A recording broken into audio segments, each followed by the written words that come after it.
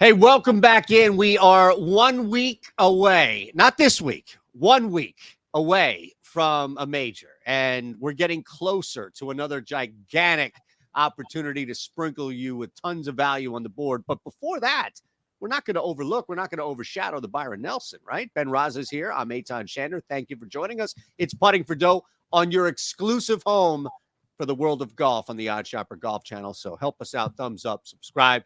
Ben, we have a little to look at. Last week, we have a major to gear up for, and in between, pretty decent event here where you may be able to find some value, putting, approach shots, some stuff. We'll talk about it all today, my friend. Well, we're going to talk about it all, no doubt. And listen, majors are great, awesome golf. But at the same time, I think you could really argue that picking winners, making money, you got a better chance for a real big winner in an event like this than you do at Oak Hill or at Augusta or wherever we're going to be talking about majors. So for me, I'm really excited for this. Last week, I'll get that out of the way right now. It was fine. I was rooting for Xander. We talked about him on the show. I obviously wanted him to win. I did not have Wyndham Clark. Had exposure in DFS, but didn't bet him. But I caught pieces. Taylor Moore just hanging in, played well. Ricky played fine. Hatton was fine. But Xander was the one in terms of outrights. Just can never get that guy through the winner's circle. But still, overall, I was pretty happy with the week. Yeah, I think you have to be, especially if, I don't know if you did, but if you rolled any of those into 20s, 10s, what have you, there were tons of opportunities there. Yeah, the big one that stung for me, and again, it was just because I didn't anticipate him missing the cut, was Jason Day. But other than that, you look at the board itself and what you mentioned, especially with a guy like Fleetwood, but really Xander, the difficulties that we've seen coming up short. Wyndham Clark stretched that. It was ultimately insurmountable. But how about Ricky Fowler? Top 50 in the world now? Slow down, Ricky. Slow down. Still does some things that I see, and I'm just like, this is only Ricky can do this. Like the 7th hole last week. Take advantage? Nope. Just punish. Many water balls. But he's getting back. How about Spieth? Can I add him to your Jason Day list? He wasn't a big deal for me in the betting market at all. Shocking, though. I mean, just unraveled, just didn't have it. That happens. And then, of course, we're going to table the Rory discussion until next week. But overall, I thought it was a pretty solid tournament. Obviously, a lot of big names. And then we get a new blend of some of the big, like Scheffler returns this week, which obviously headlines the field. Absolutely. Well, I mean, don't bury the lead here. We've got Mr. K.H. Lee in the house. TPC Lee, the man himself. I mean, my God, I got. Does he play any other tournament at all? Just show up. Shouldn't. He should just stay here. Exactly right. All right. So let's remind you what's going on here before we hit to DK and run some stuff on the board and give you some top finishes, some top 20s. I'm sure I could work in here. And maybe Jordan Spieth's name resurfaces back. You see, this week we're brought to you here by Bet365. So if you're brand new, there are a couple of you states out there who probably don't even know you have Bet365. All you need to do is take 60 seconds out of your life, sign up below, bet $1, and then you'll get $200 in credits instantly to use. So think about that. Doesn't matter what that dollar is. Build a massive, come hang at the Odd Shop. Ben and Lofty, I'm sure, if you're watching this on Tuesday, will build a massive parlay for you to put $1 on. If it hits, it hits. If it loses, it loses. Either way, you're going to get the 200 back, Ben. So it's fine. You certainly are. New Jersey, Colorado, Virginia, and Ohio. You are the lucky winners you have it available in your state. You may not know, like you said, it's just a great book and a great deal. A ton of people taking advantage. I've seen the bankrolls grow in our Discord. Bet365 really gives you a big boost up. Obviously, got to be 21 plus. Got a gambling problem? Call 1-800-GAMBLER. But yeah, we're rolling here. Great book. And now, let's do it. I don't know. Let's start. So you mentioned Scheffler. Like this is John Rahm level territory here, right? Where it's just, come on, man. You cannot. And clearly he took off last week with the intention of returning this week and getting ready, as you mentioned, for Oak Hill coming up in a week from now. But until then, these odds are ridiculous. So maybe you can find something in a matchup with Spieth or Hatton, and your boy Hatton right up there, putting on some work. Jason Day, we'll get to these guys in a second as far as specifics, but the course itself, birdie friendly, If you can Yes. strike some approaches, right? If you can work your putter to an extent, it's still pretty birdie friendly, maybe not as heavy on the driver. There are some things that I'm sure you're looking at this week, specific, but also overall to this event. Yeah, I mean, traditionally, I always take a mindset, and I think this is true. The week before majors, courses are really sensitive to not, messing. They want guys to come, and the easiest way for them to attend their tournament is set it up Great point. where it's not brutal. Like, who wants to play 4 grueling rounds right before a major? That's not going to work. And TBC Craig Ranch, you've got the gettable par fives. You've got pretty generous rough. You're not going to be punished if you're spraying it a little. And obviously, the bent grass, you can roll it. That helps always. So for me, birdie or better percentage, strokes gained on the par fives. Obviously, strokes gained approach. You always need that. It's target practice, for lack of a better word. You really got to be aggressive here. Getting up and down is not the goal. It's rolling in those putts and racking up those birdies. Yeah, it's a great point you make about the week before. And you've made two that are pretty consistent, which is this, and knowing that if there's an event leading up to a major, there isn't going to be a significant challenge. A guy like Scotty Scheffler, you want him here versus not. And the other point, and this is not to derail, but just to remind that if you like somebody next week and you think they're going to play well this week, Hideki Matsuyama, who has been on fire in stroke play, he's 22-1 now. And for some reason you like him at the PGA. All right. Well, you better jump in. That's all I'm saying is, to remind people of that correlation. So let's take that. And I agree. I mean, there are ways around this course. Birdies are better or better, pardon me, are fantastic. You can look at not even what Lee has done, but just so much as, all right, strike the ball, which will carry, putt for birdies. And it's amazing how easy this course can be. So you can add in ball striking, you can add in approach shots, some other elements to that. Where should we begin at the top? I assume Scotty Scheffler is unplayable. Jordan Spieth at 10-1. I mean, I would think that's also unplayable here, especially when you look at some other guys. It's not going to be a Jason Day week for me. I'm actually going to save that for my futures bet next week. So where should we begin, Ben? It's a good question. Where should we begin? So yeah, I mean, obviously, let's get the big names out of the way. If you like Scotty Scheffler and you like Jordan Spieth, I think you should bet him. I don't see much value. I don't see much meat on the bone there. They're not wildly, like, Scotty Scheffler's got a real chance, a pretty damn good at win equity to win the tournament. 4-1. Again, I don't think you're screaming value, but if you want to have a sweat, I get it. For me, I'm going to go down the board. Certainly not taking KH Lee. No. That's for damn sure. Who, by the way, I mean, what does that say, Ben, real quick? And I'm asking, what does that say that he's 22-1 in this field? He's won twice. I mean, should he not be? Actually, I don't know. Maybe that is kind of fair with the guys above him. But I thought on the surface, to your point, that maybe that was like too high in that regard. I mean, you're paying for every positive about him winning is baked into that number and then some. You are paying the luxury tax. KH Lee's a good player, but he's not that good in my opinion. Like that's even with a somewhat weak field.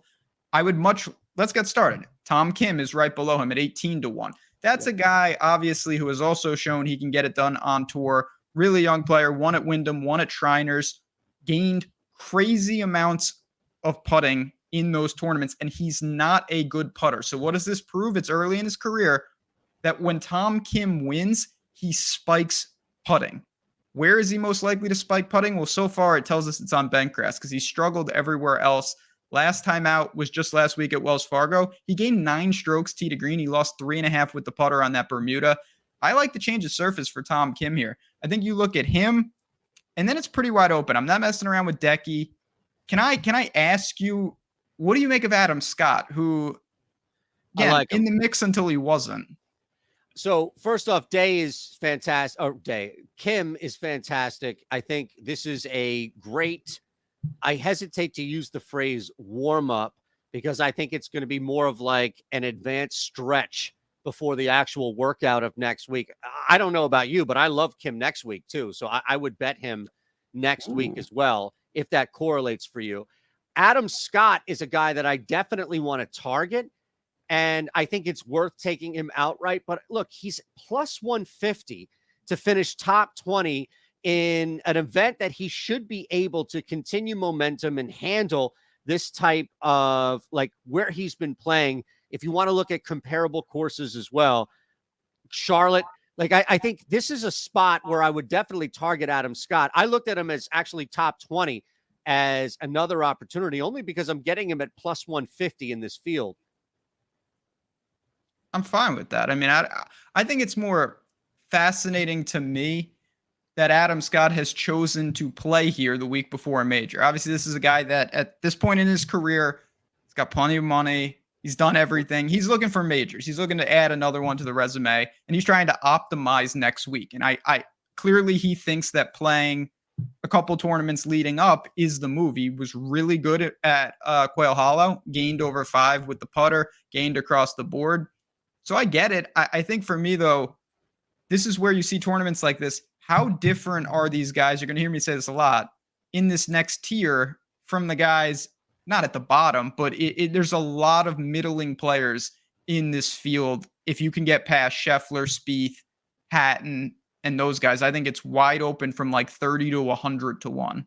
Yeah, I agree. And I don't know if this now is the merge into the mid-range, but we're talking about somebody who has to, like, you could be 30 under, 40 under, probably not that level, right? But 40 under.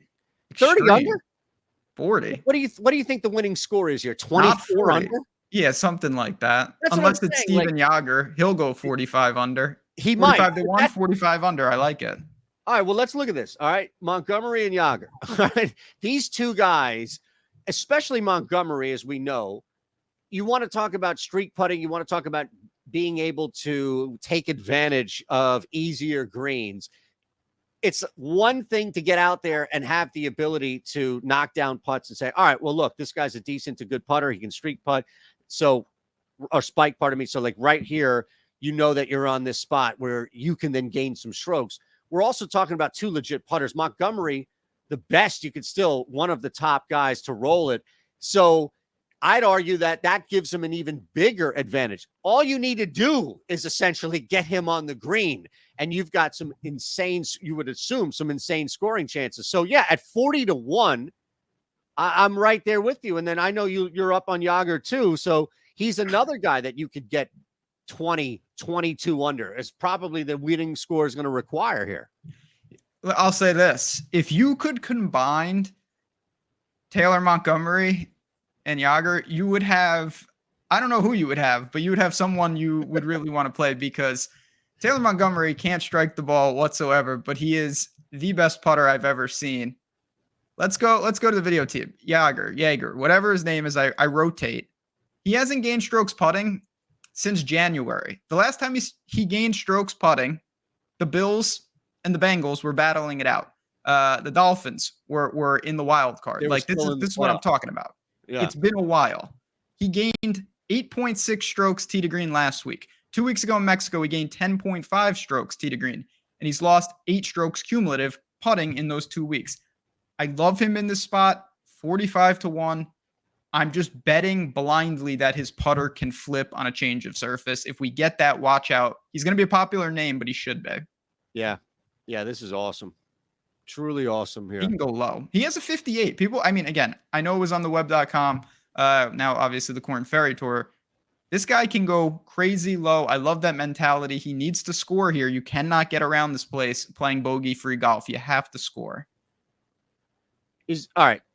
We've kind of laid out strategy here where you're either going to target. Now, look, I mean, you get to the top of the board with a guy like Tom Kim. Yep. Adam Scott is definitely in this discussion I'm making. So Kim aside, but Scott, Montgomery, Yager, what have you, like you start to look at some of these guys and we go a little deeper, but this strategy is there, right? Like you either hold your breath with the putter with guys who can pinpoint the green on easier greens, or you realize, look, you get a guy like Montgomery or maybe someone to a lesser extent who can roll the ball like that on the green. I don't care how far out they are, 2-putt for, lie 3, 2-putt for a par, or for lie 2, pardon me, 2-putt for a birdie, scoring opportunities. These par 5s, 4 of them, huge scoring opportunities. So even with a guy like Monk, so how does that transfer in If you want to go maybe more mid to even deeper, can we get deeper here? I mean, I'll just say this. Oh, I see. If you like Taylor Montgomery, I don't know how you don't like Justin Suh, because Justin Suh is putting and I don't, for what it's worth, I'm not a huge fan of Taylor Montgomery right now. Sure. Both of them are just bleeding tee to green, and they're putting the lights out, and that's kind of who they are. Obviously, I think our fans know here what I'm going to go to. I like them. I got a message. The tournament wasn't over last week, and I got a message from our man, Jeff Ulrich, and it said, this is Bez's week, and obviously I agree. We know 65-1 that he can roll it. He's been close. This is a guy that I've seen, obviously, in Europe take down tournaments. 19th at Heritage, 28th at Valero, 13th at the Players. Combination you said at the top, irons and putting, positive in all those tournaments with the approach and with the putter. It's a perfect course. You want to shop his number. It's going to keep dropping, but at 65, he is on my card. First off, I'm not shocked at all. I feel like Bez, Grillo, like these guys are on permanent rotation, and shout out because he was definitely worth the play last week. But yeah, I get it. First and second off, because I already said first off, how am I going to go against now two of you, right? It's one thing to be like, no, I'm going to push back on Bez, but now I'm pushing back on you and Ulrich, and I don't have the energy for that. No, this is a great number for him.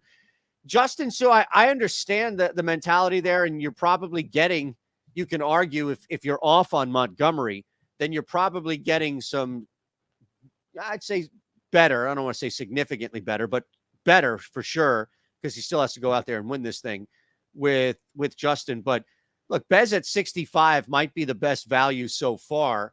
Yes. Unless one of these guys in Montgomery or Jaeger figures it out. Like Adam Scott, I get it. I think he should hover. That's why I like him top 20.